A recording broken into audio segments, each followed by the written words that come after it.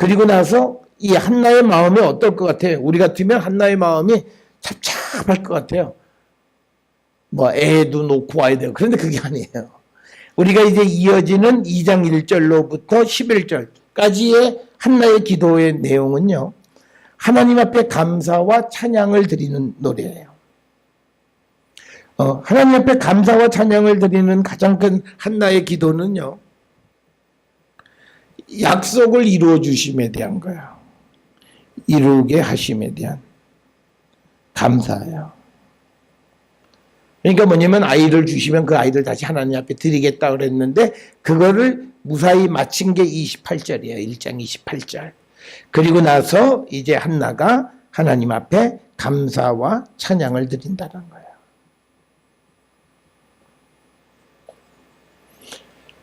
이 감사와 찬양에는 또 뭐가 있냐면요. 이 한나가 하나님 때문에 그녀의 마음이 기뻐진 거예요.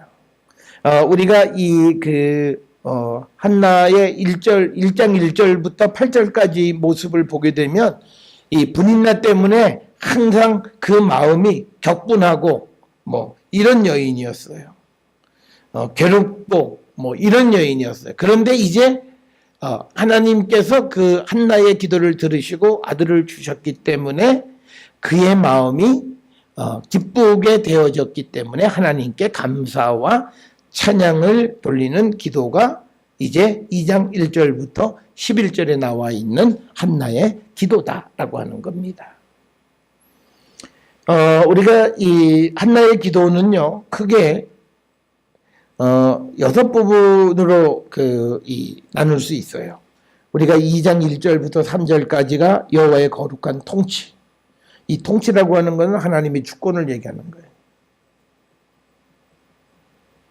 그 다음에 하나님의 능력이 뭐냐면 인간의 운명을 바꾸신다라고 하는 거예요.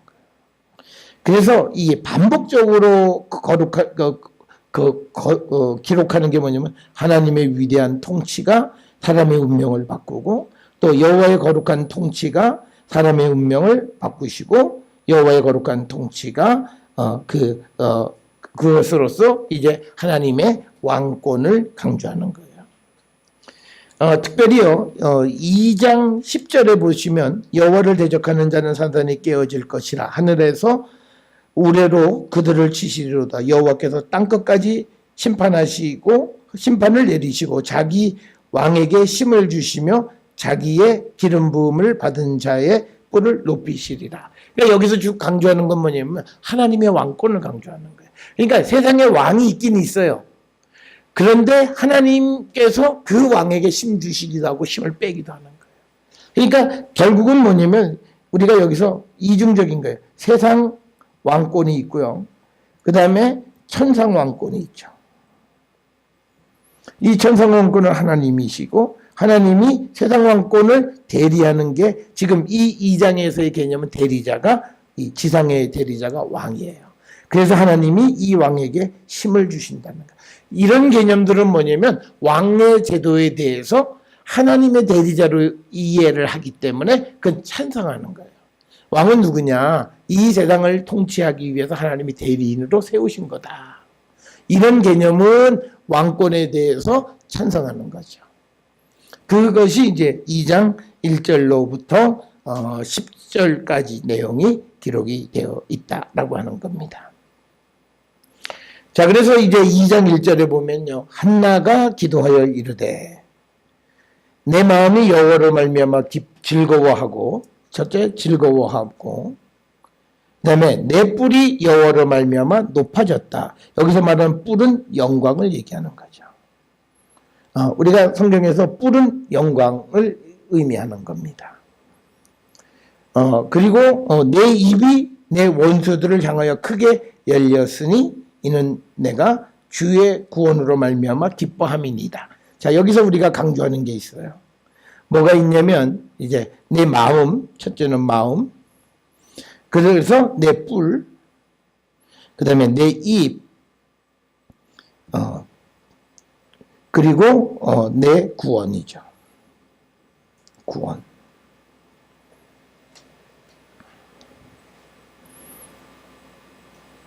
그러니까 우리가 뭐냐면 여호와로 말미암아 마음이 기쁘고 내 영광이 높아지면 우리는 입을 벌려서 그리스도, 그러니까 하나님의 구원을 우리가 증거하는 자가 되는 거예요.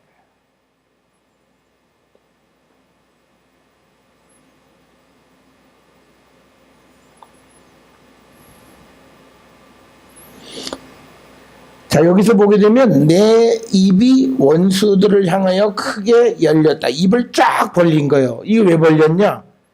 여러 가지 설명이 있어요. 첫째는 적을 삼키려고 크게 벌렸다. 이런 의미도 있고, 또 하나는 적을 비웃듯이 입을 크게 벌렸다라는 의미도 있고, 또 하나는 이제 주님, 내가 주의 구원으로 인하여 기뻐한다라고 하는 그 말과 관계되어져서, 우리가 기쁨으로 입을 크게 벌렸다. 이렇게 여러 가지 이유로 우리가 내 입이 크게 열린 이유를 여러 가지로 설명할 수 있다라고 하는 겁니다. 그러니까 지금 1절에 나타나 있는 이 상황은 사무엘상 1장 1절부터 8절까지의 한나의 마음의 상태나 그녀의 상황과는 전혀 다른 것이다. 그런데 1절에서 강조하는 단어는 뭐냐면요. 구원이에요. 구원. 하나님의 구원이라는 거예요. 그러니까 여기서 말하는 구원은 우리가 얘기하는 영혼의 구원의 개념이라기보다는 이거보다는 지금 자기의 상황에서부터 탈출시켜 주신 거죠. 이게 이제 구약에서 나타나는 구원의 개념은 이런 것들이죠. 주로 어떤 적으로부터의 어떤 위협으로부터의 구원, 또는 원수의 비웃음으로부터의 구원, 뭐 이런 어떤 그런 구원을 의미하는 거죠. 그래서 1절에서 한나가 강조하는 것은 하나님께 감사하고 기뻐하는 것은 하나님의 구원 때문이다. 구원은 자기의 상황으로부터 벗어나게 된 것 때문에 기뻐한다라고 하는 거예요.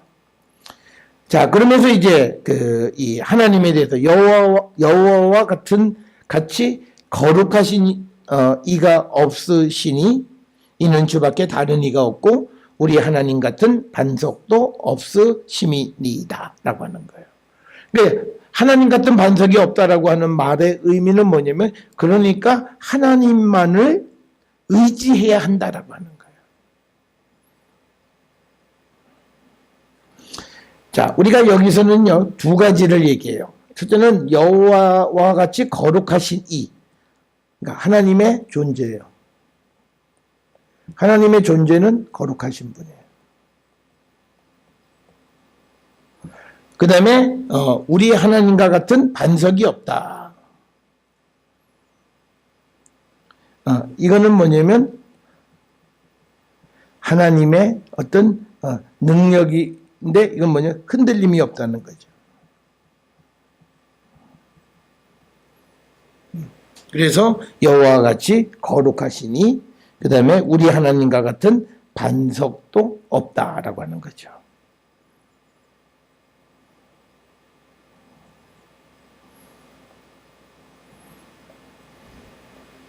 그래서 지금 2절에서 강조하는 건 뭐냐면 비교할 수 없는 하나님이에요. 이 개념은 어디 등장하냐면요. 이사야 40장 이후 우리가 흔히 얘기하는 제2이사야. 제2이사야는 이사야 40장부터 55장까지를 얘기해요. 여기에 등장하는 하나님은 누구냐? 비교할 수 없는 분.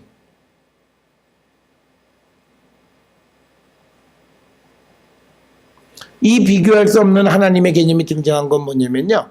이스라엘 사람들이 바빌론에 갔더니 이거 뭐 별의별 신이 다 있는 거예요. 그리고 그 신을 찬양하고 하는 것을 보니까 이거는 자기들이 여호와 하나님에 대해서 했던 건 아주 이건 잽도 안 되는 거예요. 그래서 그들이 이제 뭐냐면 하나님을 비교하면 그들한테는 안 돼요. 그러니까 뭐냐면 비교할 수 없는 하나님의 개념이 등장하는 거예요. 그래서 성경 가운데에서 어떤 신과도 비교할 수 없는, 그래서 비교 자체를 거부하는 거예요. 그게 제2이사야, 즉 바빌론 포로 상황 속에서 등장한 믿음인데 그 내용이 지금 이 2절에서도 등장하고 있다라고 하는 거예요. 그래서 여기서 강조하는 건 뭐냐면요. 유일신 신앙이에요.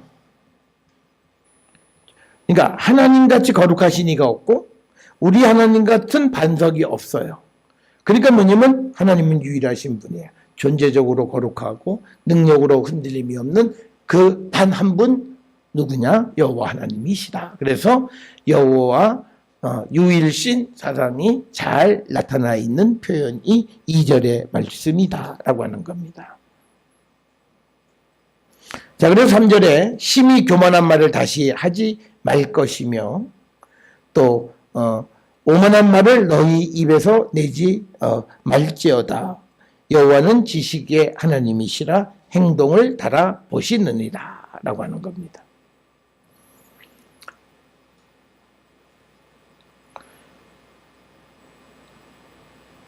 그러니까 교만한 말, 그 다음에 오만한 말을 하지 말라. 오만하다라고 하는 건요, 뻔뻔스러운 말이에요.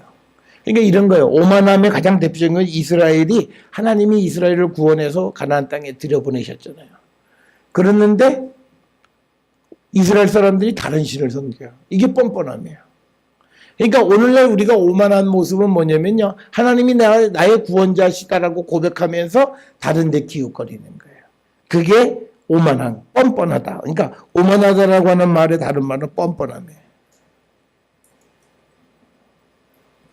뻔뻔한 말을 너희 입에서 내지 말지어다. 여호와는 지식의 하나님이라 행동을 달아보시느니라.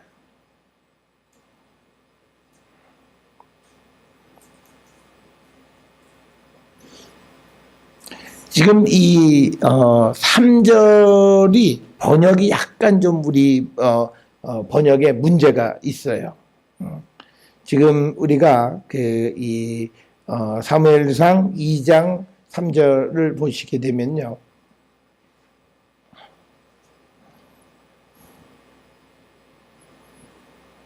그러니까 여호와는 그러니까 주님은 모든 것을 아시는 하나님, 그리고 사람이 하는 일을 저울에 달아보시는 분이시다라고 하는 거예요. 그런데 이 말씀, 이 구절에 대해서 원문은 뭐라고 되어 있냐면요, 행동을 평가할 수 없는 이런 말로 번역이 되어 있어요. 그러니까 지금 우리말하고는 전혀 좀 다른 개념으로 번역이 되어 있어요. 그래서 이 구절은요, 지금 우리말로 행동을 달아보시는 분이다라고 하는 거는요, 그 본문을 수정해서 번역한 거예요. 왜 그러냐면 시브리 말에 이 로라고 하는 말이 있어요. 로. 이 로라고 하는 말은 낫이란 뜻이에요. 그런데 이 로를 사람들이 어떻게 고치냐면 이 로로 고쳐요. 이 로는 뭐냐면 to him.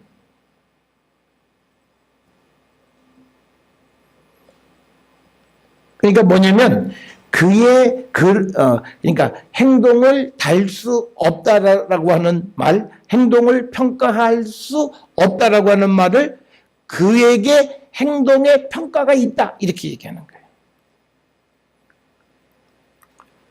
그러니까 히브리 원문에는 하나님은 행동을 평가할 수 없다 이렇게 돼 있어요. 그거 왜냐면 히브리 말로 로라고 돼 있는데 로의 뜻은 낫이에요. 그런데 이렇게 번역하면 말이 안 되는 거예요, 원문이. 그러니까 이 원문을 이 로로 고치는 거예요. 이 로는 그에게, 하나님에게 행동의 평가가 있다 이렇게 되는 거예요. 그러니까 지금 여기서 끝에 보면 행동을 달아보신다라고 하는 건 행동을 평가하신다는 거예요. 그러니까 이게 행동의 평가가 이건 하나님이에요. 그에게. 이런 뜻이에요. 어떤 평가가 하나님에게 이렇게 되어 있어요. 이게 지금 우리말 성경의 번역이 이렇게 된 거예요. 그런데 이게 원문을 그대로 번역하면 행동의 평가가 없다. 이렇게 된 거예요. 그러니까 지금 우리가 행동을 달아보신다, 행동을 평가하신다는 얘기인데 이거하고는 전혀 다른 뜻이 되는 거예요. 그러니까 이 본문을 살리기 위해서 본문 수정이라고 하는 거예요. 그래서 우리가 흔히 하는 말이 성서학자는 천당 못 가요. 성경 본문을 고쳤기 때문에. 뭐냐면 로, 아까 말한 건 로는 낫이란 뜻이에요. 이것도 발음이 로예요. 로 똑같아. 이 로를 어떻게 고쳤냐면 로, 이거는 to him 이렇게 고친 거예요. 이건 뭐냐면 성경을 책으로 써 있는 게 아니라 다 어떻게 들어요? 들어서 기록하잖아요. 들어서 기록할 때 로 그럴 때 듣는 사람이 이 로가 이건데 이걸로 잘못 기록했다라고 전제하는 거예요. 그래서 이 본문을 로에서 로로 고치고 그 의미를 지금 행동을 달아보시는 거. 행동의 평가가 그에게 하나님에게 있다라고 번역하는 거예요. 그렇게 안 고치면 어떻게 되냐면 행동의 평가가 없다 이렇게 되는 거예요. 그럼 하나님의 평가를 못 하시는 거예요. 안 돼. 그는 우리말로 그냥 지금 분석하는 문제가 아니라 시구리 동사로 지금 놓고 분석해야 될 문제이기 때문에 그런 거예요. 그러니까 뭐냐면 동사는 딱 세 개예요. 그러니까 부사 하나, 동사 이렇게 딱 등장하는 거예요. 그럼 동사는 평가하다예요. 평가하다를 부정할 거냐 아니면 평가하다 그가 하나님이 평가한다고 할 거냐 이거예요. 근데 우리가 지금 번역한 것은 하나님이 행동을 평가하신다 이렇게 되어 있는 거예요.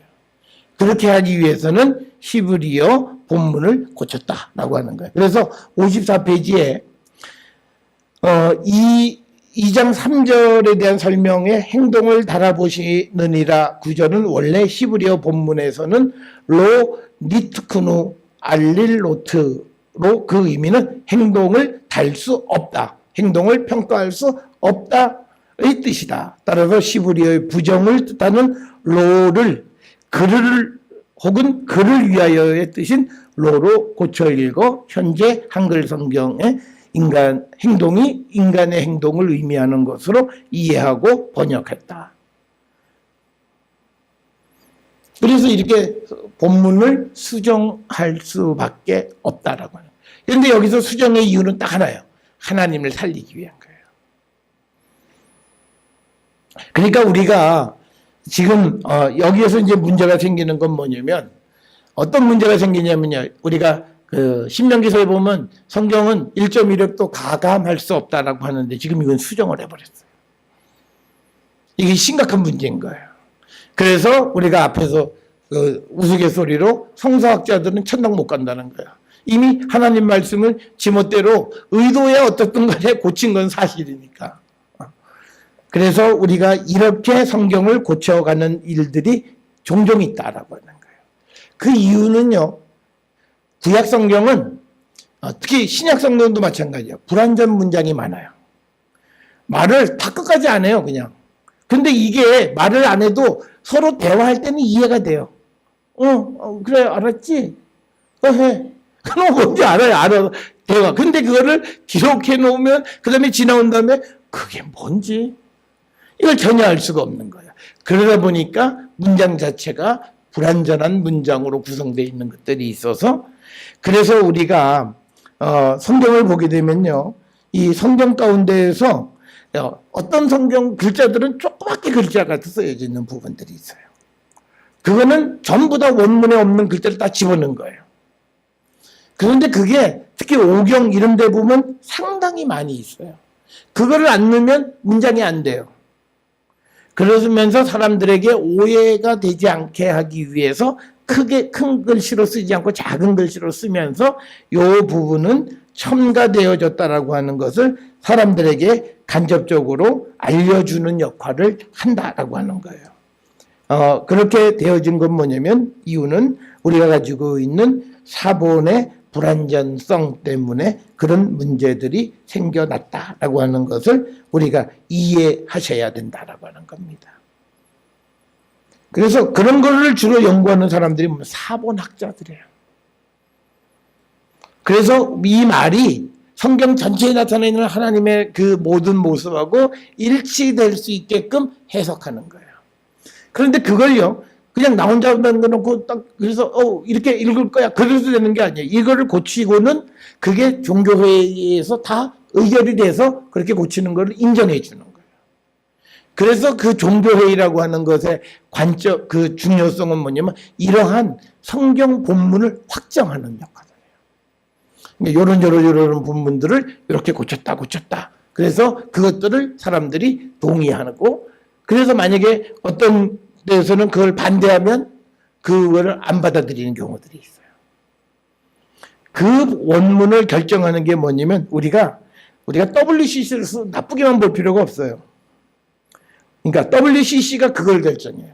왜 WCC를 하냐면 성경은 우리만 가지고 있는 게 아니에요. 유대인들도 있고 가톨릭도 있고 개신교도 있어요. 그러면 그 본문이 가톨릭에서만 고치고 개신교에서만 고치면 이건 나중에 성경이 이상해지는 거야. 그러니까 그 WCC에 들어있으면서 성경을 사용하는 그 종교들이 전부 다 그 본문의 수정을 동의해야 하는 거예요. 그래서 성경 본문을 하나를 일치시켜가는 거예요. 그런데 어떤 사람들이 우리는 아니다라고 얘기하면 그게 이상한 사람들이에요. 그래서 오늘 우리가 가지고 있는 이 성경도 그런 수없이 오랜 그런 역사 속에서 성경 본문을 완성시켜가고 때로는 글자를 삽입하기도 하고 때로는 글자를 바꾸기도 하고, 그래서 오늘 우리가 가지고 있는 성경이 되어졌고요. 이거는 확정되지 않았어요. 또 어떤 본문이 어떻게 바뀌어갈지 그 가능성은 아직도 열려 있어요. 그게 왜 그러냐면 우리가 지금 원문이 없기 때문에 그래요. 성경은 신구약, 특히 구약 성경은 원문이 없어요. 다 사본이에요. 그러면 사본이 몇백 개가 있으면 그 사본을 비교해서 가장 많이 쓰는 그것으로 이렇게 만들어가는 건데, 근데 뭐 땅을 파다가 또 다른 중요한 사본이 툭 등장했어요. 성경이 또 완벽한 성경이 하나 어디서 등장하면 그때 또 내용이 고칠 수 있어요. 그래서 우리가 가지고 있는 성경 내용의 일부가 바뀔 수 있다. 그렇지만 근본은 바뀌지 않는 거예요. 디테일하게 조금 내용들의 일부분들은 수정이 되어지긴 하지만 하나님의 근본적인 모습이나 이런 개념들에서는 그렇게 크게 바뀔 것은 없다라고 하는 거예요.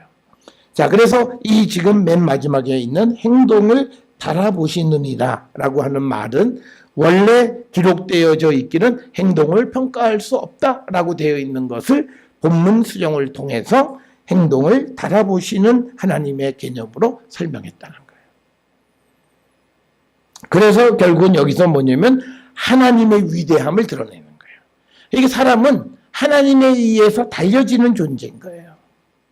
그걸 강조하는 거예요. 그래서 여기서는 창조주하고 피조물의 관계를 분명하게 얘기하는 거예요. 그래서 피조물인 인간이 교만한 말, 오만한 말을 내면 안 되는 것이다.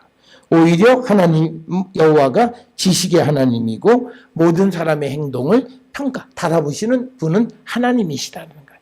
여기서 우리가 중요한 건요, 사람이 하나님의 평가를 받고 살아가는 존재다는 거예요. 그러니까 우리가 사도행전에도 보면요, 베드로가 내가 너희들의 말을 듣겠냐? 난요 하나님의 말씀을 듣겠다. 이게 다 여기에 등장하는 거예요. 사람의 평가는 중요하지 않다. 우리 나를 평가하시는 분은 하나님이시다라고 하는 그것을 보여주는 것이 3절이고요. 자, 그 다음에 이제 4절에 용사의 활은 꺾이고 넘어진 자는 힘으로 띠를 띠도다. 이건 하나님의 위대하심을 나타내는 거예요. 하나님은 용사들의 활을 꺾으실 분이시고 뿐만 아니라 넘어진 자를 세우시는 분이기도 하다는 거예요. 그러니까 뭐냐면 용사, 넘어진 자 서로 반대 개념이죠. 꺾이고 이거는 띠를 띠다 서로 반대되는 거예요. 그러니까 이건 뭐냐면 반의적 평행이에요. 그러니까 강한 자는 꺾고 약한 자는 세우시는 분이시다는 거죠. 그래서 하나님의 능력, 위대하신 능력을 강조하는 부분이 4절의 내용이 되겠습니다. 그 다음에 5절에 풍족하던 자들은 양식을 위하여 품을 팔고, 계속 나오는 거예요. 4절과 연결되어지는 거예요. 풍족하던 자들은 양식을 위하여 품을 팔고 줄이던 자들은 다시 줄이지 아니하도다. 전에 임신하지 못하던 자는 7을 낳았고 많은 자녀를 둔 자는 쇠약하도다. 이 지금 5절 하반절에 관계되는 건 자기와 직접적 관계가 있는 거예요. 그러니까 지금 말은 하지 않지만 많은 자녀를 둔 자라고 하는 말은 누구를 얘기하냐면 본인 나를 의미하는 거죠. 자기가 옛날에는 아이가 없어서 마음이 아팠잖아요. 그런데 7을 낳았다라고 하는 거죠. 그러니까 우리가 한나의 이야기가 더 이상 없는데 이제 이 사무엘을 하나님 앞에 바친 다음에 그 다음에 하나님이 얼마나 더 주셨는지는 성경에 기록은 없어요. 그런데 이 지금 5절에 있는 이 한나의 기도의 내용을 보게 되면 혹시 하나님 더 주시지 않았겠나? 우리가 추정을 해볼 수 있다라고 하는 거예요. 그러니까 지금 성경의 배치상으로는 사무엘을 엘리 제사장에게 주고 나서 감사 찬양의 노래로 이 노래를 하지만 아마 어쩌면 이 한나의 기도는 한나의 일생을 마무리하는 기도일 수도 있어요. 그런 관점에서 보게 되면 한나가 더 많은 아들을 얻었을 수도 있다는 거예요. 그래서 그 모습이 5절에서 하반절에 전에 임신하지 못하던 자는 7을 낳았다. 그리고 많은 자녀를 둔 자는 쇠약해졌다라고 하는 거죠. 그러니까 뒤바뀐 상황을 얘기하는 거죠. 이거는 한나 자신과 밀접한 관련이 있다라고 하는 겁니다.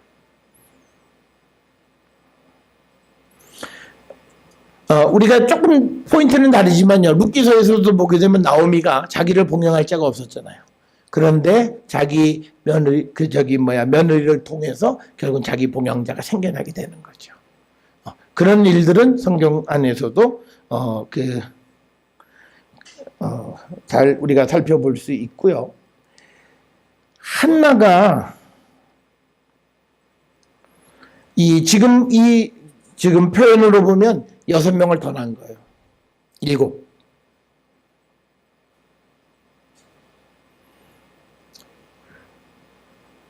미치는 장사 아니죠? 하나 주고 6 받았으니까 6배.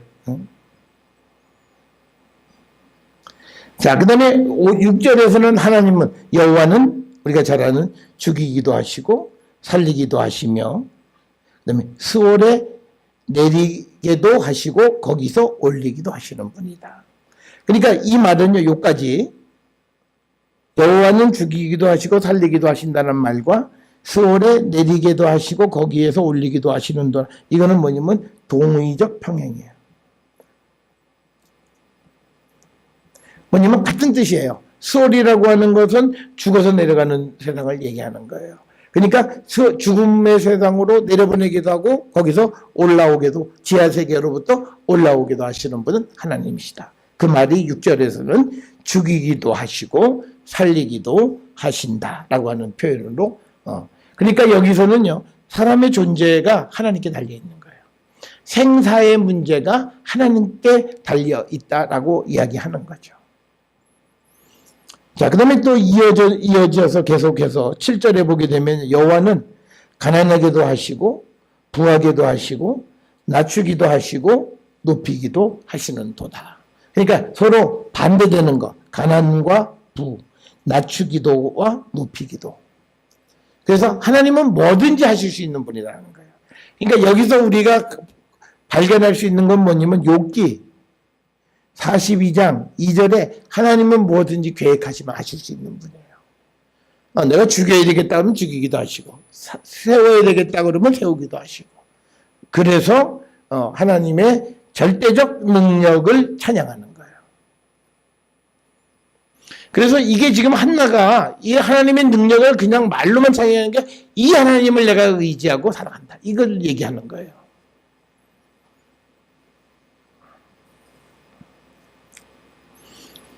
그 다음에 또 이어지는 게 8절에 가난한 자를 진토에서 일으키시며 빈궁한 자를 거름더미에서 올리사, 그 다음에 귀족들과 함께 하시고 영광의 자리를 차지하게 하시는도다. 땅의 기둥들은 여호와의 것이라 여호와께서 세계를 그것들 위에 세우셨다. 그러니까 뭐냐면 가난한 자, 빈궁한 자를 올리시는 분이다. 어디서? 진토와 거름더미에서 어떻게? 귀족과 함께 앉게 하시고 영광의 자리를 차지하게 하신다라고 하는 거죠. 그러니까 귀족과 함께 앉는 것, 영광의 자리라는 것은 같은 개념이고, 가난한 자와 빈궁한 자 같은 개념, 진토와 거름더미 같은 개념인 거죠. 그러면서 세상은 어떻게 되어 있느냐? 땅은요, 이게 땅이면 땅 밑에 기둥이 있는 거야. 이렇게 기둥이 받치고 있는 거예요. 이 기둥이 하나님의 것이에요. 그러니까 이 기둥을 빼버리면 어떻게 돼요? 무너지는 거예요. 그러니까 하나님은 천지에서 이 지를 다스리시는 분이에요. 세계는 하나님에 의해서 움직여지는 거라는 거예요. 하나님이 이 기둥을 빼버리면 이 세상은 무너지고, 하나님이 기둥을 지키시면 이 세상은 온전히 지켜진다라고 하는 겁니다. 우리가 시편 113편 7절 8절을 한번 보세요. 시편 113편 7절 8절에 보면요, 우리가 8절과 비슷한 내용이 있어요.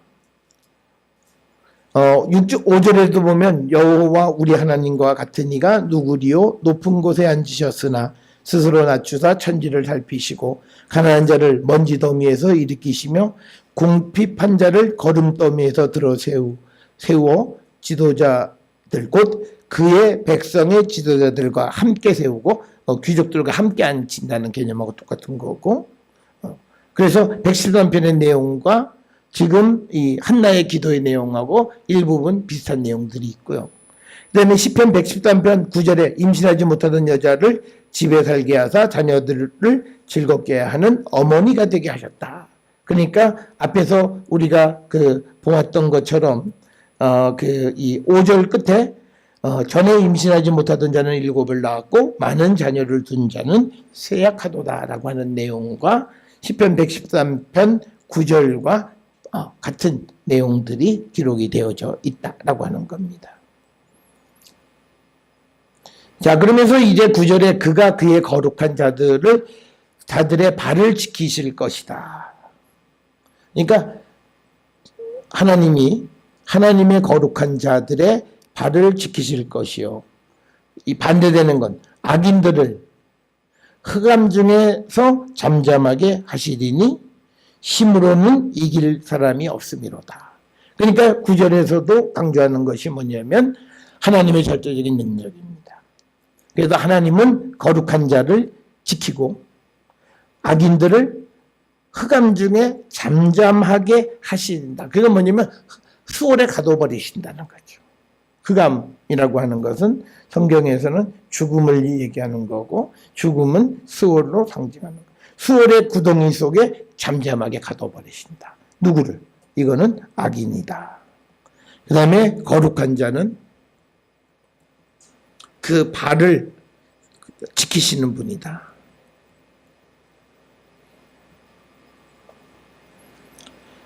그리고 힘으로는 이길 사람이 없다라고 하는 겁니다.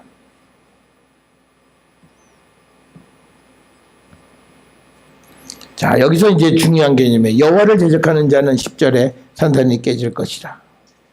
하늘에서 우레로 그들을 치시리로다. 여호와께서 땅끝까지 심판을 내리시고 자기 왕에게 힘을 주시며 자기의 기름 부음을 받은 자의 뿔을 높이시리라. 자, 그래서 여기서 중요한 개념은 뭐냐면요, 하나님이 선택한 자, 한 자를 높이신다는 거죠. 반면에 여호와를 대적하면 산산이 깨질 것이다. 그러니까 우리 말에 부스러뜨려 버린다는 거죠. 그게 누가? 하나님을 대적하면. 그래서 하늘에서 우레로 그들을 치시리로다. 그러니까 이 개념을 통해서 보게 되면요, 어떤 우레 천둥 번개가 칠 때 이스라엘 사람들이 두려워했던 이유는 뭐냐면, 우레는 사람을 악한 자들을 치는 도구예요. 그러니까 천둥 번개 우레가 치면 사람들은 두려워하는 마음을 갖는 건 당연한 거예요.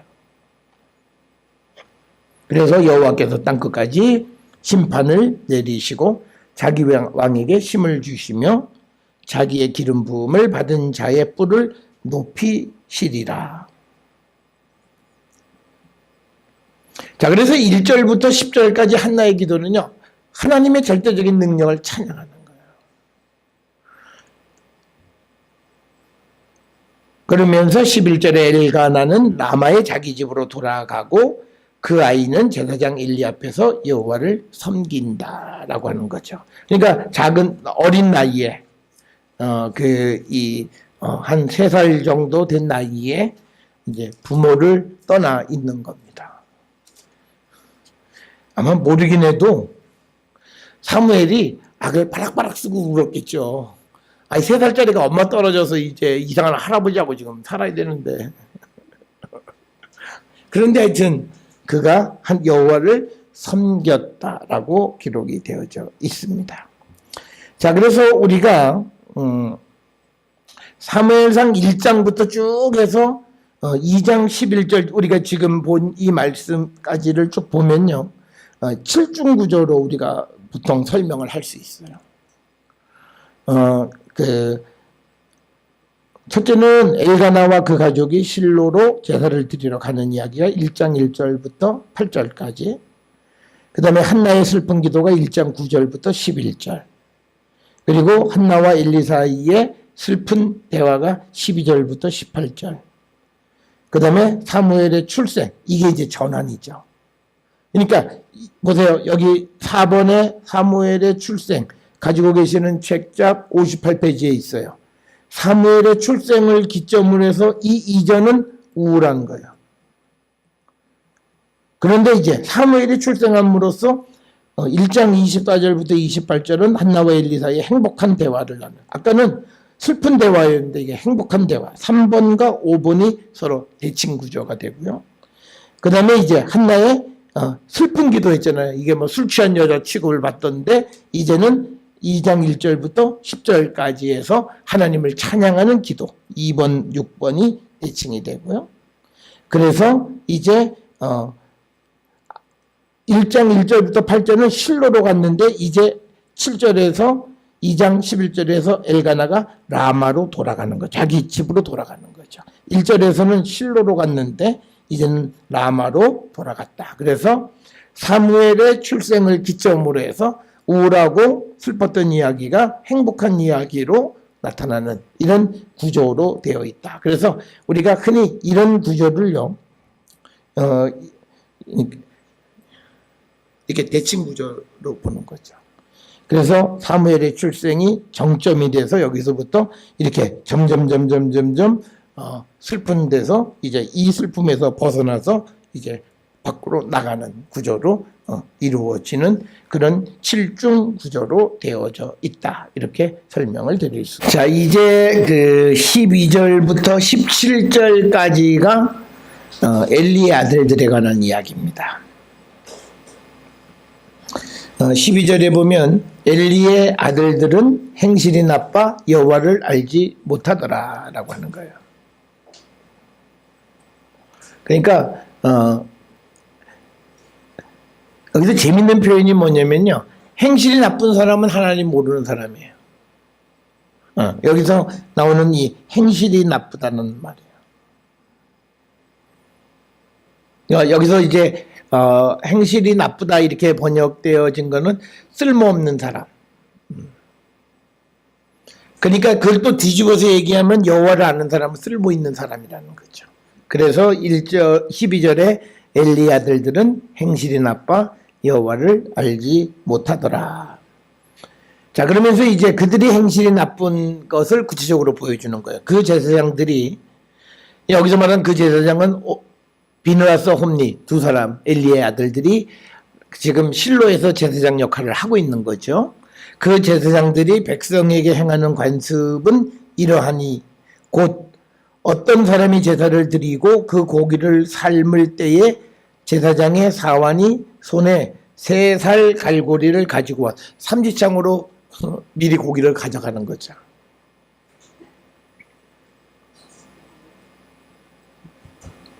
그러면서 14절에 그것으로 냄비에나 솥에나 큰 솥에나 가마에 찔러 넣어 갈고리에서 걸려 나오는 것은 제사장이 자기 것으로 가지되 실로에서 그곳에 온 모든 이스라엘 사람에게 이같이 할 뿐 아니라. 그러니까 뭐냐면 모든 제물에 손을 댄 거예요. 그런데 여기서 중요한 게 있어요.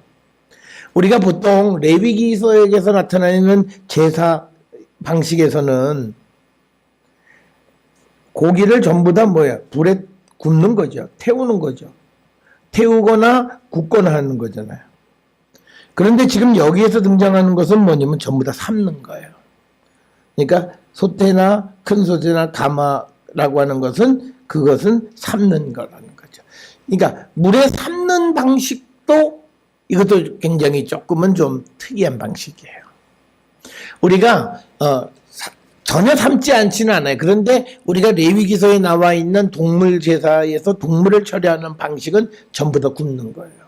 그런데 지금 이 14절에서는 이 고기를 처리하는 방식이 굽는 게 아니라 솥에다 넣고 삶는 방식이다라고 하는 거예요. 이건 역시도 굉장히 좀 우리가 이 시대의 제사 제도와는 조금은 많은 차이가 있다라고 하는 겁니다.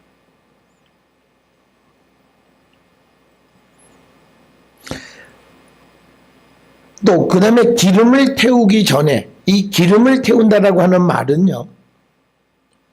그러니까 기름을 태운다라고 하는 것은 하나님에게 드린다는 뜻이에요. 그런데 그 전이니까 하나님 앞에 드리기 전에 제사장의 사환이 와서 제사 드리는 사람에게 이르기를 제사장에게 구워드릴 고기를 내라. 그가 너에게 삶은 고기를 원하지 아니하고 날 것을 원하신다 하다가, 그러니까 뭐냐면 고기도 종류대로 어떨 때는 삶은 거 가져가기도 하고 어떨 때는 아예 하나님 앞에 드리기도 전에 생고기 달라 이거죠.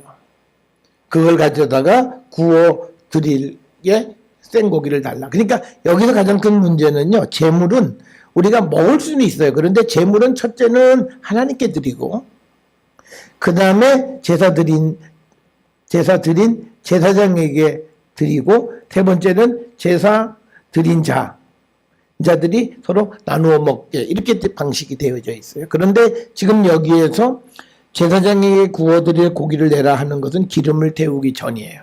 그러니까 하나님에게 드리기 전에 그것을 먼저 손을 댔다라고 하는 거예요. 이 자체가 이건 하나님을 우리가 앞에서 12절에서 얘기하는 대전제가 뭐냐면 여호와를 알지 못했다라고 하는 거죠. 그러니까 여호와를 알지 못했다라고 하는 이 표현은 그냥 단순히 지식적으로 여호와에 대해서, 그러니까 여호와에 대한 경험이 없는 거예요.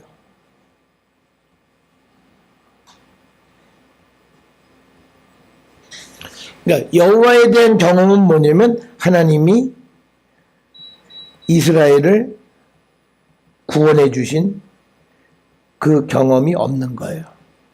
그러니까 우리가 이스라엘 사람들에게는 항상 강조하는 게 뭐 출애굽 때 이스라엘을 구원해 주신 하나님의 구원의 역사를 가르치는 거예요.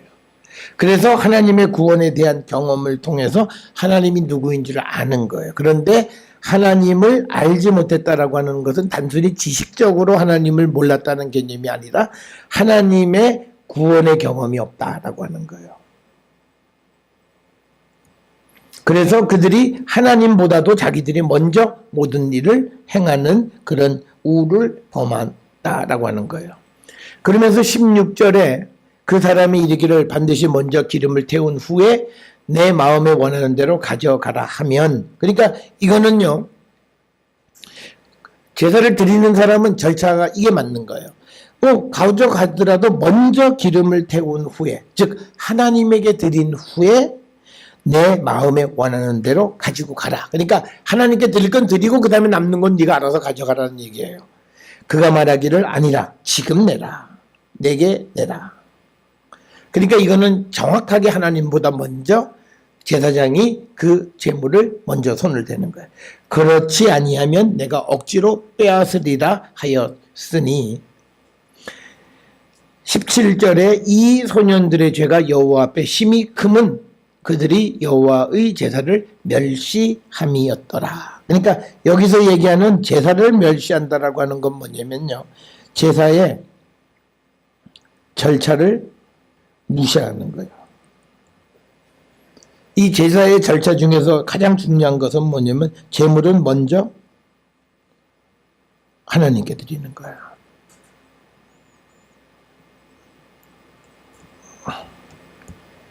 그런데 이 절차를 무시했다라고 하는 겁니다. 그래서 여호와의 제사를 무시하는 제사장이 되어버린 거예요. 그러니까 이 지금 12절부터요 17절에서 강조하는 건 뭐냐면 엘리 가문의 멸망 이유를 설명하는 거예요. 그건 뭐냐면 그들이 제사장인데 지금 17절에 있는 것처럼 여호와의 제사를 멸시해요. 그러니까 더 이상 존재할 이유가 없다는 거예요. 그래서 하나님의 심판을, 그러니까 27절 이하에 보게 되면 이제 하나님의 저주가 내려지는 것을 우리가 볼 수 있습니다. 자, 그 다음에 이제 18절로부터 21절까지는 이제 사무엘에 대한 언급이 있어요. 사무엘은 어렸을 때 세마포 에봇을 입고 여호와 앞에 섬겼다. 이것도 이제 우리가 문제예요. 아니, 이 사무엘이 누군데 세마포 에봇이라고 하는 이건 제사장 복장이잖아요. 이게 문제예요. 그러니까 지금 사무엘상 1장, 2장에 등장하는 제사나 또는 뭐 제사에 관계된 모든 것들이 전통적인 것과 많이 달라요.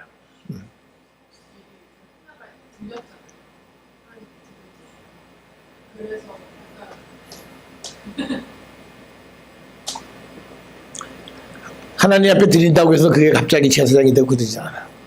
그럴 수는 없어요. 왜 그러냐면 우리가 제사 제도라고 하는 게 앞에서 우리가 여기서 귀담아 들어야 되는 건 뭐냐면 제사를 멸시한 게 뭐냐면 이 제사장들이 홈리와 비느하스가 절차를 무시한 거예요. 그런데 지금 사무엘이 우리는 지금 현재 성경에서는 알 수가 없어요. 이 사무엘이. 근데 1장 1절에 보면 에브라임 사람이라고 되어 있기 때문에 에브라임 지파 사람이라면 그가 제사장 역할을 할 수가 없어요. 근데 지금 여기서 제사장 역할을 하고 더더욱이나 18절에 세마포 에봇을 입고 여호와 앞에 섬기는 완전 제사장 역할을 하는 거예요. 이게 지금 우리가 성경을 이해하는 데서 가장 어려운 모습 중에 하나다. 그래서 우리가 이것을 이제 후대에 보완을 해요. 그래서 우리가 어디를 봐야 되냐면 역대상을 한번 보세요. 6장.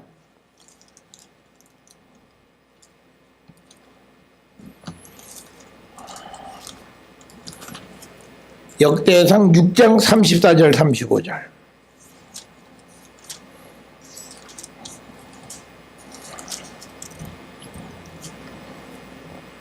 자, 34절에 사무엘은 엘가나의 아들이요 엘가나는 여로함의 아들이요 여로함은 엘리의 아들이요 엘리엘은 도아의 아들이요 도아는 숲의 아들이고 숲은 엘가나의 아들 쭉 이렇게 기록되어 있어요.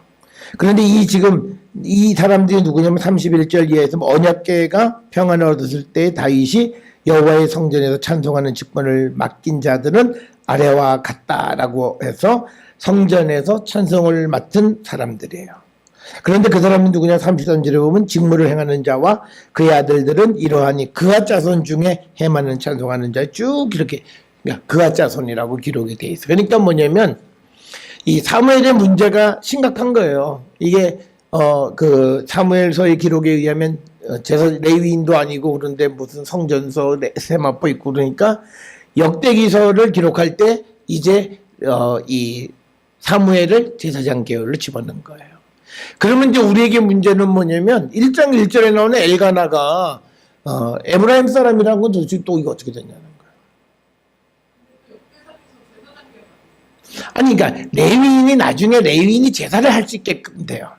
역대기서에서는 레위인도 제사장이 무에서 옛날에는 성전의 기구나 이런 데 손도 대면 안 됐는데 이제는 레위인들도 제사를 지낼 수 있게끔 돼요. 그는 상황적으로 이 아론의 자손들의 수가 확 줄어들어요. 그러니까 그 중에서 가능한 건 뭐예요? 레위인들 중에서 이제 제사장을 세우는 거예요. 그러니까 그렇게 해서 들어갈 수는 있다는 거예요. 그런데 그렇게 되면 문제가 뭐냐면 사무엘상 1장 1절에 엘가나를 에브라임 사람이라고 한 이 말이 또 문제가 된다라고 하는 거예요.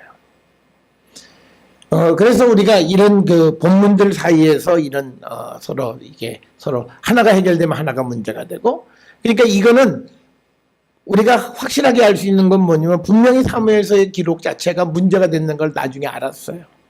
그래서 역대기 역사를 기록할 때 그것을 어떻게 하든지 회복해 보려고 하는데 이미 기록되어 있는 걸 어떻게 할 수가 없어요. 지울 수가 없잖아요. 그건 뭐냐면 사무엘서에 기록되어 있는 에브라임 사람이라고 한 말을 어떻게 지울 수가 없는 거예요.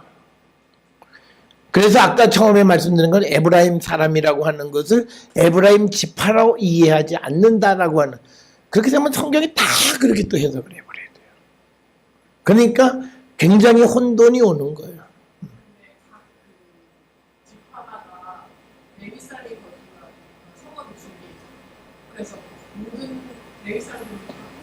퍼져 살지만 그 사람은 레위 사람으로 얘기해야 돼요. 그 지역에 산다고 해서 그 지역 사람이라고 얘기할 수는 없어요.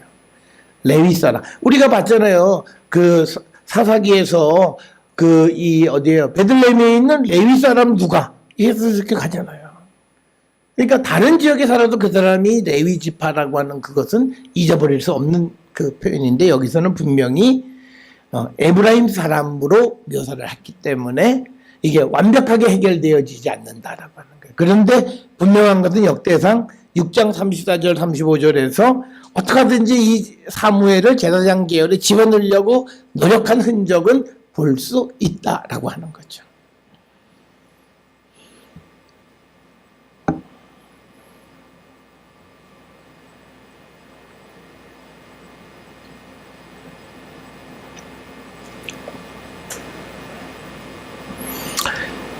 그 다음에 이제 또 하나는요, 이건 그래서 우리가 이 에봇은 출애굽기 28장 5절 이하에 보면 어떻게 만드는가 자세히 기록이 되어 있고요. 사진에 보면 우리가 이게 이런 형식으로 되어 있는 게 에봇, 제사장들이 입는 복장이다라고 하는 거죠.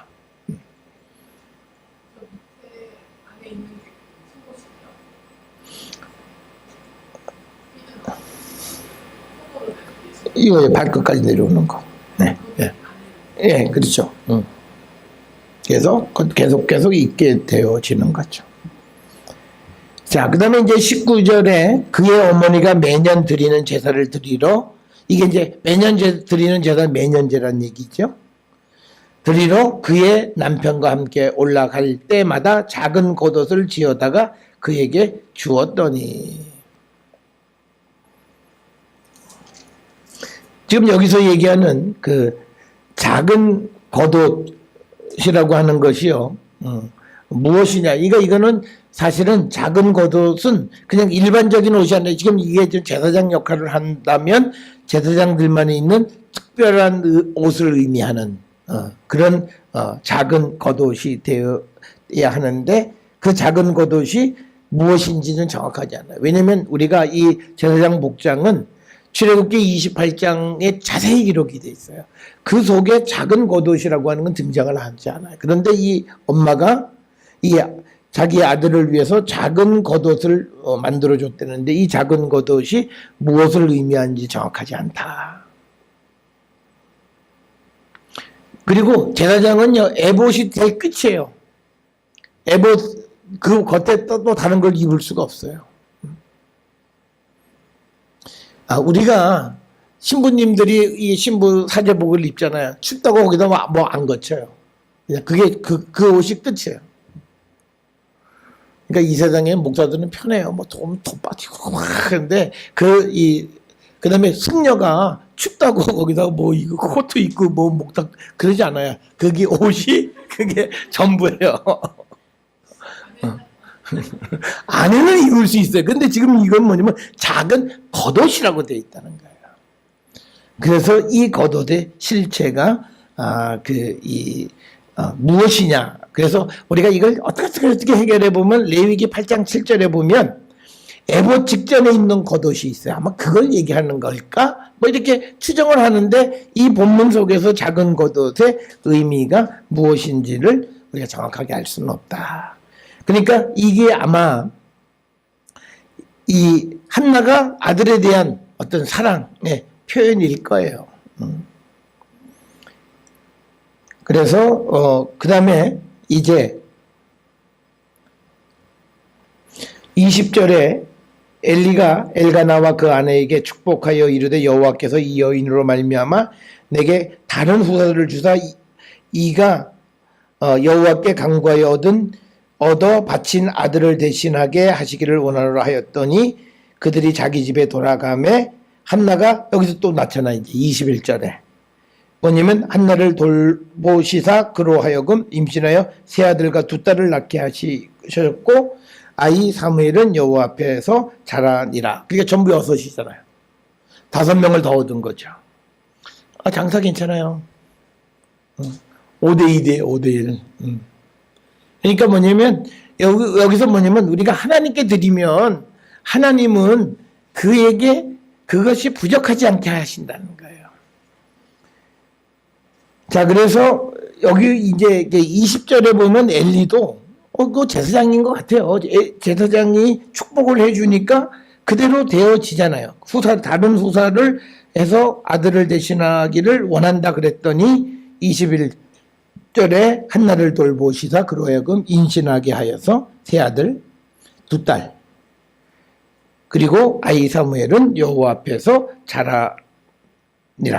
그러니까요, 이거요. 그러니까 사무엘을 낳아서 바치기까지 이거 대략 한 3세. 그러면 이때부터 다시 5명을 낳죠. 그죠? 그러면 이 5명을 얻었을 때쯤 매년 얻었다고 치면 그때 사무엘의 나이는 한 8세에서 한 9세 뭐 이렇게 그냥 연년이 난다고 치면 그래 이걸 건너 낳게 되면은 이 나이가 한 12, 3세 이렇게 정도 되는 거죠. 그러니까 지금 21절의 상황은요. 지금 이야기가 갑자기 몇 년을 쿡 뛰어간 거예요. 그래서 그 한나가 세 아들과 두 딸을 낳았다라고 하는 겁니다. 그리고 사무엘은 여호와 앞에서 자랐다라고 하는 겁니다. 그래서 이제 실로에 머무는 사무엘의 이야기와 사무엘을 드린 후에 하나님께서 한나를 어떻게 축복하셨냐라고 하는 거. 그 내용이 21절까지 기록이 되어 있고요. 그 다음에 또다시 이제 엘리와 그 아들들에 대한 이야기가 등장해요. 그래서 22절에 엘리가 매우 늙었더니 그의 아들들이 온 이스라엘에게 행한 모든 일과 회막문에서 수종드는 여인과 동침하고 그러니까 이건 엘리의 아들들은 제사장이죠.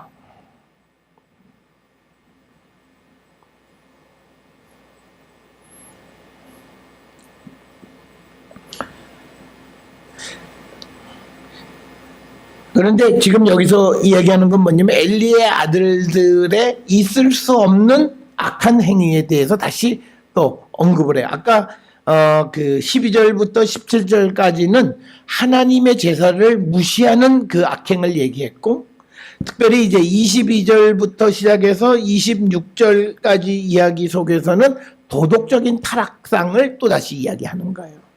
그래서 그 이스라엘에게 행한 모든 일 그리고 회막문에서 수종드는 여인들과 동침한 거죠. 그러니까 뭐냐면 회막문에서 수종드는 여인들이 등장해요. 출애굽기 38장 8절에 보게 되면 출애굽기에서 회막문에서 수종드는 여인들이 있어요. 그런데 그 내용이 구체적으로는 뭔지 잘 이야기가 우리가 알 수가 없고 어떤 그 일을 했던 여인인지를 정확하게 알 수 없고요. 지금 22절에 보게 되면 회막문에서 수종드는 여인들과 동침했다라고 하는 이야기가 별로 좋은 얘기가 아니에요. 그러니까 이 헬라어 번역, 우리가 헬라어 번역을 70인역이라고 그래요. 여기에서는 요 구절을 생략해 버렸어요. 경건하지도 않고 이게 빠진다고 해서 전체 내용에도 하자가 없다고 해서, 그리고 가장 중요한 건 성경 안에 무슨 동침하고 이게 불륜이 오늘날로 따지면요 위기력에 의한 뭐 이런 그런 것에 해당하는 거니까 별로 경건하지 않은 이야기라서 성경에서 빼버린 거예요. 그래서 헬라어 성경 번역에서는 이 구절이 생략되어 있어요. 그래서 도덕적인 타락을 얘기하는 거고, 그래서 23절에 그들에게 이르되 너희가 어찌하여 이런 일을 하느냐, 내가 너희의 악행을 이 모든 백성에게서 듣노라. 지금 여기서 누가 얘기하는 거죠? 23절에 너희가 어찌하여 이런 일을 행하느냐, 내가 너희의 악행을 이 모든 백성에게서, 엘리가 얘기하는 거겠죠. 아버지가. 네, 지금 상황에서는 아버지가 얘기한다고 봐야 돼요. 그러니까 24절이 나오잖아요. 24절이 뭐냐면 내 아들들아 그리하지 말라. 내게 들리는 소문이 좋지 아니하니라. 너희가 여호와의 백성으로 범죄하게 하는도다. 그러니까 뭐냐면 제사장이 오히려 백성들로 하여금 죄를 짓게 만든다라고 하는 거죠. 그래서 그 일을 행하지 말라라고 권면하는 거죠. 그러니까 25절에 사람이 사람에게 범죄하면 하나님이 심판을 하시려니와 만일 사람이 여호와께 범죄하면 누가 그를 위하여 간구하겠느냐 하되 그들이 자기 아버지의 말을, 이게 문제예요. 자기 아버지의 말을 듣지 아니하였으니 이는 여호와께서 그들을 죽이기로 뜻하셨음이더라.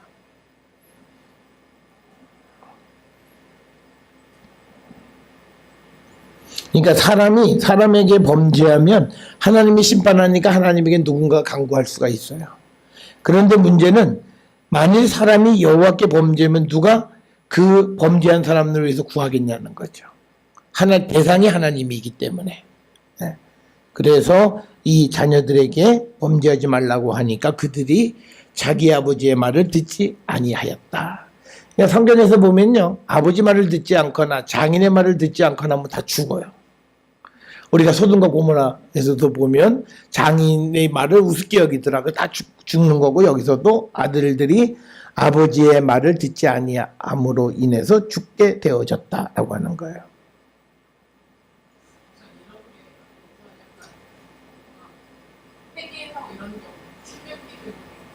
이게 신명기적인 그 회개의 개념이 등장하지 않죠. 근데 여기에서 중요한 건 뭐냐, 왜 그러냐면 하나님이 정하셨어요.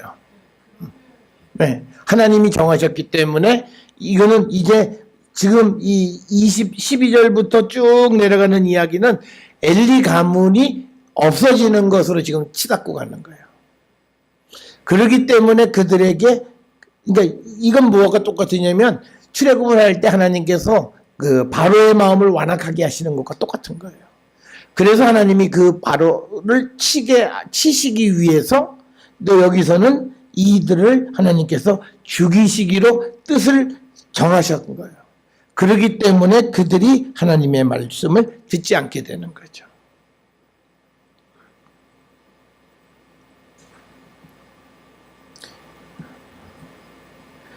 그래서 26절에 이건 이제 갑자기 사무엘 얘기, 사무엘이 점점 자라매 여호와와 사람들에게 은총을 더욱 받더라. 이 얘기는요, 마치 누구와 비슷한 예수님이 자라남에 따라서 사랑과 하나님께 은혜를 입더라라는 표현하고도 많이 유사한 표현이에요. 누가복음 2장 52절에 예수는 지혜와 키가 자라가며 하나님과 사람에게 더욱 사랑스러워 가시더라라고 하는 표현과 같은 거죠.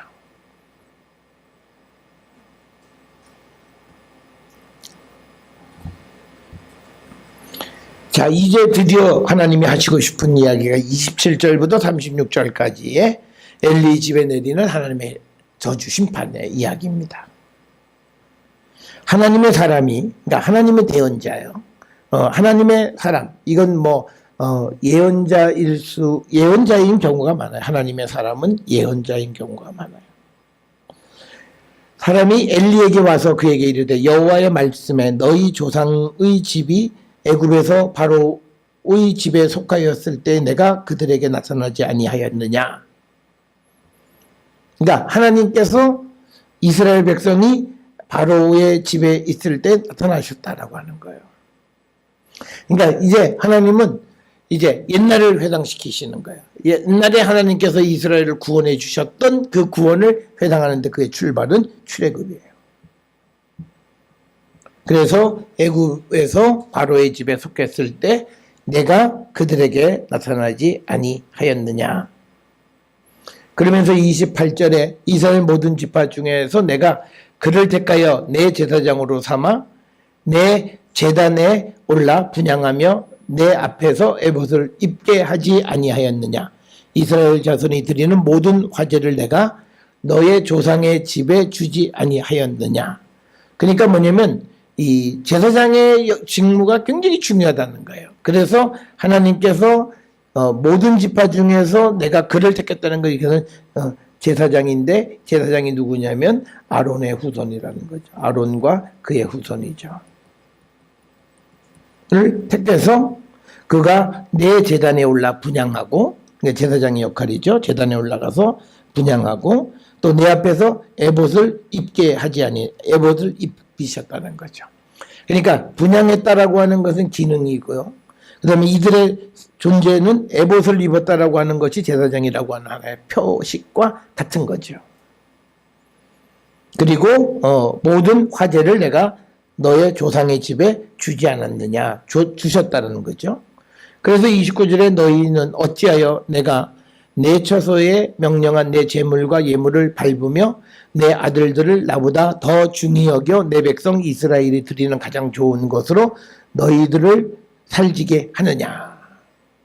이게 뭐냐면 그 아들 홈리와 비느하스가 하나님 앞에 드리기 전에 재물을 탈취해 간 이야기들을 하나님 하시는 거예요. 그러니까 하나님께 드려야 되는 재물, 예물, 이것들을 왜 그냥 가져갔느냐, 왜 너희들이 그것에 손을 댔느냐라고 하는 거죠.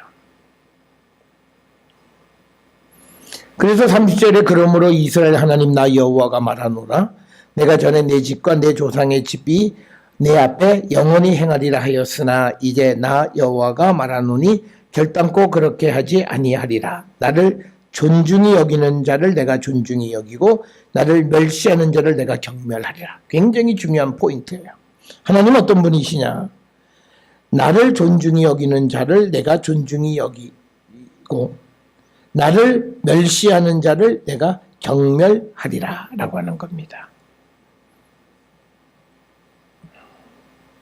그러니까 여기서 여호와를 존중히 여긴다라고 하는 말은 뭐냐면 하나님의 제사, 그 다음에 하나님이 하신 말씀들, 이것을 지키는 게 존중히 여기는 거고, 그 다음에 나를 멸시하는 자를 내가 경멸한다라고 하는 여호와를 경멸한다라고 하는 것은 하나님의 말씀에 대해서 우리가 순종하지 않는 것을 얘기하는 겁니다.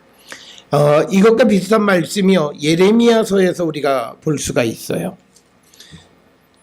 예레미야 18장 9절 10절에서도 보면 비슷한 말씀이 있어요. 내가 어느 민족이나 국가를 건설하거나 심으려 할 때 만일 그들이 나보기에 악한 것을 행하여 내 목소리를 청종하지 아니하면 내가 그에게 유익하게 하리라고 한 복에 대하여 뜻을 돌이키리라. 그러니까 뭐냐면 여호와를 멸시했다라고 하는 것은 두 가지예요. 하나는 뭐냐면 악을 행하고 여호와의 목소리를 청종하지 않는 거예요. 그렇게 되면 하나님께서 그들에 대한 복에 대한 개념도 돌이키실 것이다 라고 하는 겁니다.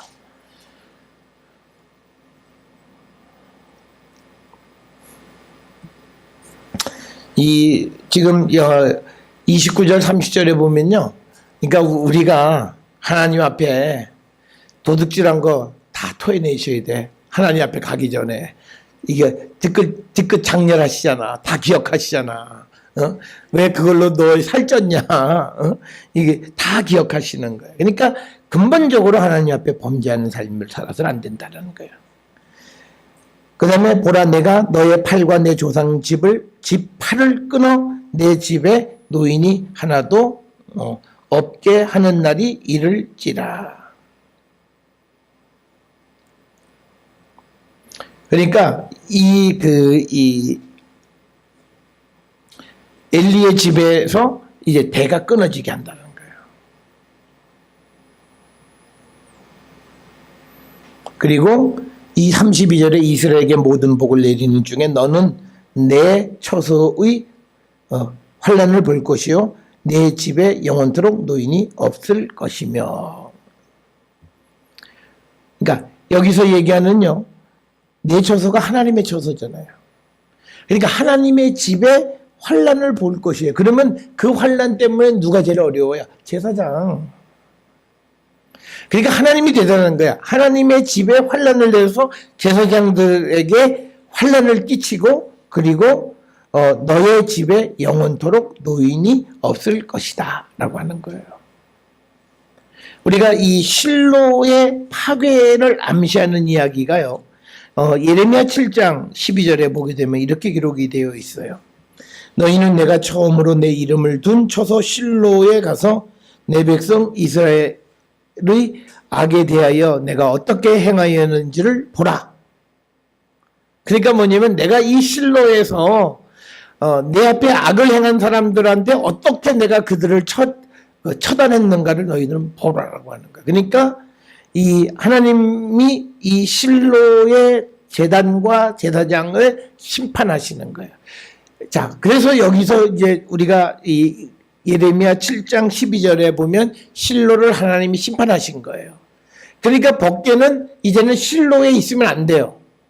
그래서 블레셋과의 전쟁통에 이 법궤를 가지고 나왔다가 빼앗겼다가 그 법궤가 실로로 가지 않고 예루살렘으로 돌아오는 이유는 바로 그 실로는 하나님의 심판을 받았다는 거예요. 그 심판이 뭐냐면 하나님께서 지금 이 본문에서 얘기하는 것처럼 내쳐서 성소에 환난을 일으키시는 거예요.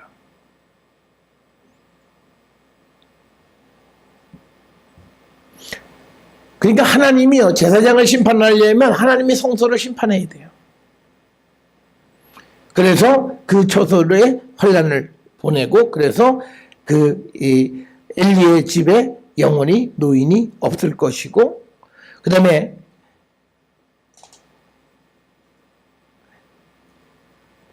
33절에 내 제단에서 내가 끊어버리지 아니할 너의 사람이 너의 눈을 세잔하게 하고 내 마음을 슬프게 할 것이요 내 집에서 출산되는 모든 자가 젊어서 죽으리라. 이거는 보통 하나님의 말씀이 아니에요. 네 집에서 출산을 할 거야. 그런데 젊어서 우리말로 쉽게 얘기하면 요절할 거야. 네.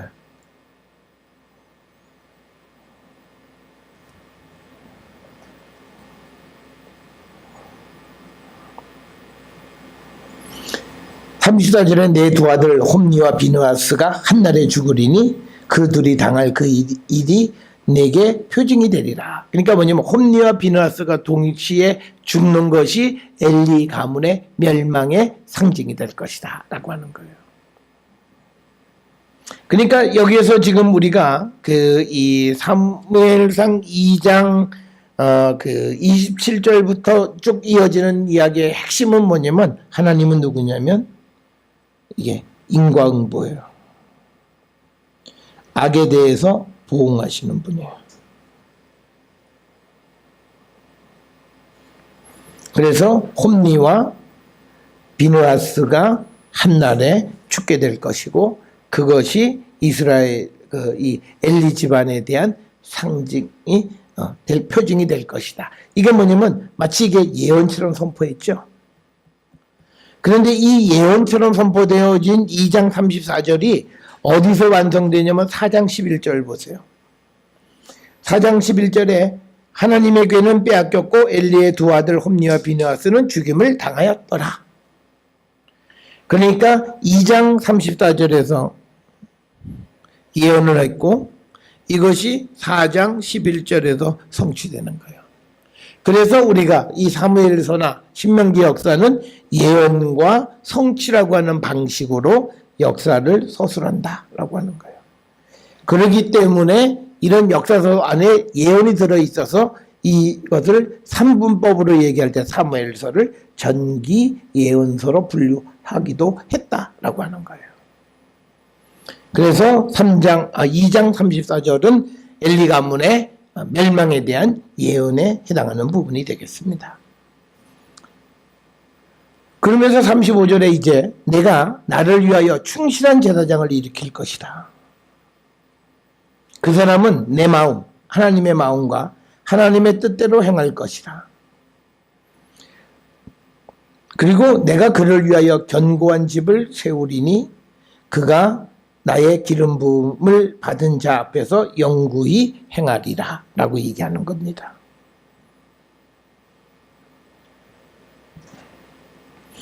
이 이야기는 무엇과 관계되냐면요. 그러니까 우리가 엘리의 후손이 남아있는 사람 중에 누가 있냐면 아비아달이 있어요.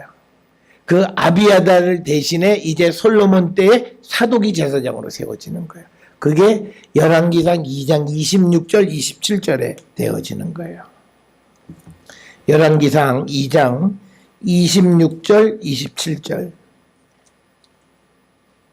26절 27절에 보면 왕이 제사장 아비아달에게 이르되 내 고향 아나돗으로 가라. 너는 마땅히 죽을 자이로되 내가 내 아버지 다윗 앞에서 주 여호와의 궤를 메었고 또 내 아버지의 모든 환난을 받을 때에 너도 환난을 받았은즉 내가 오늘 너를 죽이지 아니하노라 하고 아비아달을 쫓아내어 여호와의 제사장 직분을 파면하니 여호와께서 실로에서 엘리 집에 대하여 하신 말씀을 응하게 하려 함이라. 그러니까 실로에 있는 엘리 제사장의 집에 대한 그 멸망, 이 지금 35절에 있는 이 예언이 성취되어진 게 완벽하게 성취된 것은 열왕기상 2장 26, 27절에서 이제 아비아달이 추방당하고 그래서 제사장직을 잃어버리고 그 다음에 사독이 제사장으로 세워질 것이다. 그래서 하나님이 충실한 제사장을 일으킬 것이다. 여기서 의미하는 것은 사독을 얘기하는 거고 그 사독은 누구냐? 하나님 마음과 하나님의 뜻대로 행하는 자. 그리고 그에서 견고한 집을 세우리라. 이게 성전을 세우는 거죠. 그러니까 사독제사장 솔로몬 때 성전을 건축하는 거예요. 그리고 그가 나의 기름 부음을 받은 자 앞에서 영구히 행하게 될 것이다 라고 하는 겁니다. 그리고 36절에 그리고 너의 집에 남은 사람이 각기 와서 은 한 조각과 떡 한 덩어리를 위하여 그에게 엎드려 이르되 청하노니 내게 제사장 직분 하나를 맡겨 내게 떡 조각을 먹게 하소서 하리라 하셨더라 하니라. 이 떡 조각을 먹는 이 상황이 뭐냐면 우리가 제사장이 제사를 지내면 제사장이 제사를 지낸 것에 대한 일부의 분깃이 있잖아요. 그걸 먹게 해달라고 청하게 될 것이다 라고 하는 거예요. 그러니까 뭐냐면 제사장이 먹고 사는 문제로 구걸하게 될 것이다 라고 하는 그런 예언을 하게 되는데요. 우리가 흔히 이 예언에 대해서 우리가 열왕기하 23장을 보게 되면 비슷한 상황이 벌어져요. 23장 8절 9절에 보게 되면 또 유다 각 성읍에서 모든 제사장을 불러오고 또 제사장이 분향하던 산당을 게바에서부터 브엘셰바까지 더럽게 하고 또 성문의 산당들을 헐어버렸으니 이 산당들은 그 성읍 지도자 여호수아의 대문옥이 곧 성문 왼쪽에 있었더라. 산당들의 제사장들은 예루살렘 여호와의 제단에 올라가지 못하고 다만 그의 형제 중에서 무교병을 먹을 뿐이었더라. 그러니까 제사장들의 일부가 그 먹는 문제로 어떤 그 구걸을 하게 되는 상황을 우리가 추정. 근데 이 사람들이 지금 엘리 제사장 가문의 후손이냐? 그거는 우리가 따져보기는 굉장히 어려운 점이 있어요.